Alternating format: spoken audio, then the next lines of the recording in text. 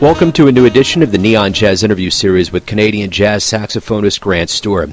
We spoke with him on July 16, 2020 during the COVID-19 world of no live jazz about quite a bit. He was born in Toronto, moved to New York City at the age of 19, studying with the masters Donald Byrd and Barry Harris. He has performed internationally with Jimmy Cobb, Harold Mabern, Curtis Fuller, Herb Geller, and so many others. He's got a great story. Get to know him. I guess it's a good time to talk about music. I really enjoy Rise and Shine. So, thank you. Yeah, you bet. So talk to me a little bit about this album. Like, what was kind of your artistic approach to this release? Whenever I do an album, I'm just documenting what I've been playing for the last year or two. So it's always just songs that I've been playing on tour with, or playing down at Smalls or at the clubs. So they're just tunes that we've been working out and playing. And occasionally I'll throw in a song. I mean, some of the ballads were song like the Welcome to the Club was a song that I actually hadn't played live, but it's a song that I've been listening to for years, so we threw that in. But most of the songs are songs that I've been kind of working out on the road. Right on. So what was your thought on this coming out during a pandemic? Did you have any ambivalence? I mean, people probably have more time to listen, but not, you can't back it up live. What were your thoughts on the release? Well, it was very.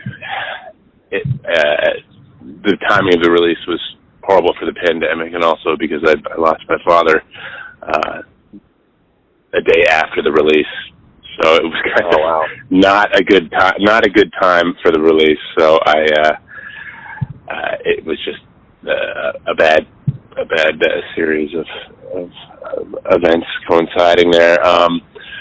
The pandemic is really, no one's ever, in our lifetime, no one's ever been through anything like this before. I was happy to have it come out during the pandemic. I thought that maybe people would be hungry for new music at this time, because things have really come to a standstill. It's a very strange kind of suspended animation phase of our careers.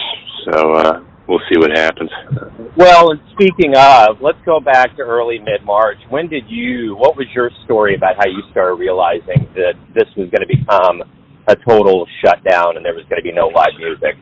I had been on the road I was over in England in February, and things were starting to get bad over in Europe, and I was actually on a tour with a bass player from Italy, and he was going back and forth because his father was sick and had passed away while we were on tour, and so I could see it coming, kind of like a slow motion car accident. And so when I got back to New York, I told my fiance that we should start getting ready for a lockdown, because I knew there was going to be a lockdown. I thought it was going to be 2 weeks. Seriously, I thought it was going to be like a couple of weeks, maybe a little longer. So we stocked up on groceries, and I think my last gig, I think, was March 12th or something, and then the city went into lockdown. So I mean, like everyone else, we thought it'd be a couple of weeks, maybe. We thought we were kind of just being cautious, but had no idea it would still be going on. Going on now, and it's I've gotten a lot of. It's been an opportunity to write and stuff like that, but it's.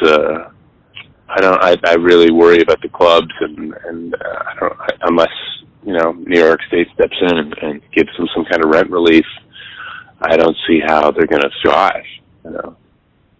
So it's a very strange time. It certainly is. Well, I guess coming from a hopeful place, when we do return to live music, when COVID-19 ends and it's okay, what do you hope both the musician and the fans that see music realize about this time away from live jazz? I hope people realize the importance of art. Because most people are getting through the pandemic by watching movies and listening to music and all these things that people. I think that today, especially the last generation or so, looks at music and movies and stuff that should be free. You know, I don't think they realize the value of these things. So hopefully people will realize that and be more willing to pay for it, you know, and so artists can make a decent living. I guess one of the interesting parts of all of this too is that I've always known that jazz musicians, you all are usually always thrown into very peculiar situations, and you have to create something on the spot that will never get created again. It almost seems like this pandemic mimics jazz, so to speak.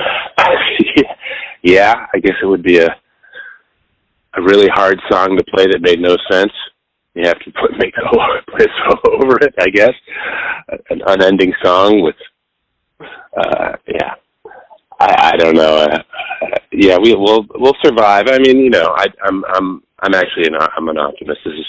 This interview kind of gone kind of dark, but I'm actually a pretty optimistic person, and I always look for, you know, examples of people going through much worse times than we have. I mean, you know, if you were born in 1900, I was actually just found cleaning up stuff at my parents' house, going through some of my dad's stuff, and I found my grandfather's contract with the Army for World War I. Wow.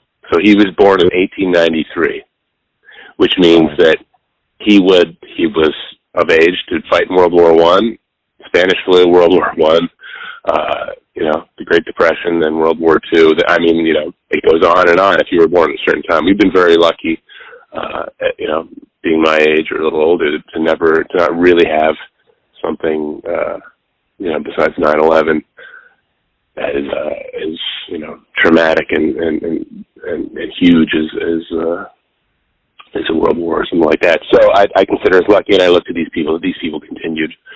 You know, they lived through it. They lived their lives.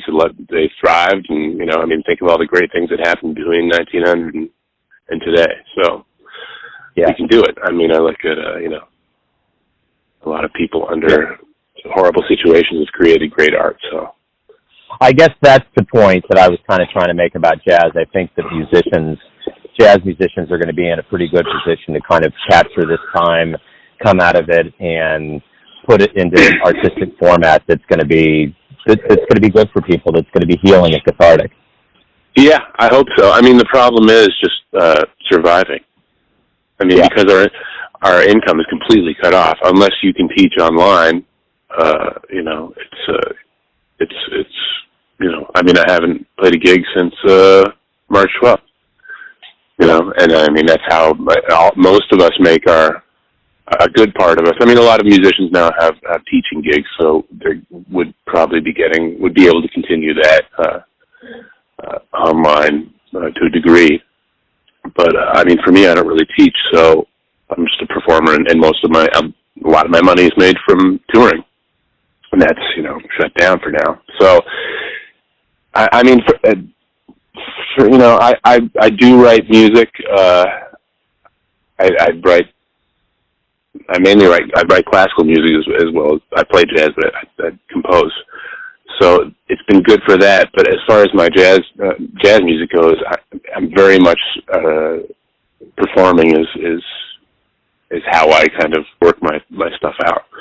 So it's a bit of a blow in that department, just because it's what I've done since I was, you know, played my first professional gigs when I was 13, 14, and just I've never gone this long without playing a gig in my life, so it's just strange.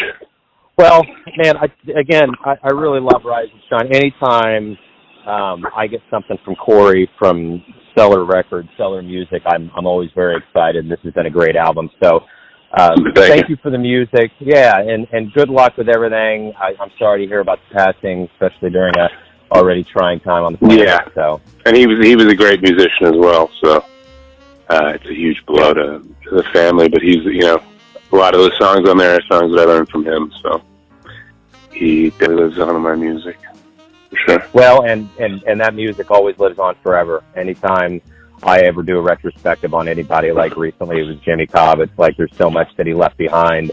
It'll never go away, you know. Yeah. So, Yeah. But at any rate, thank you for taking some time out. I appreciate it. Stay safe, be well, and I look forward to seeing you cats when you guys, you know, life gets back to the live stage. Thanks, man.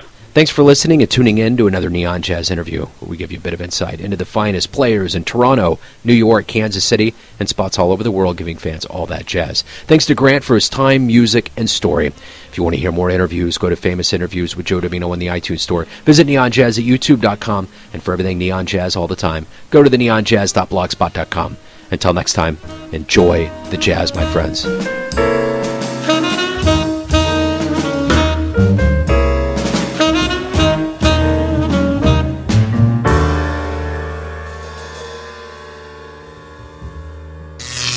Neon Jazz.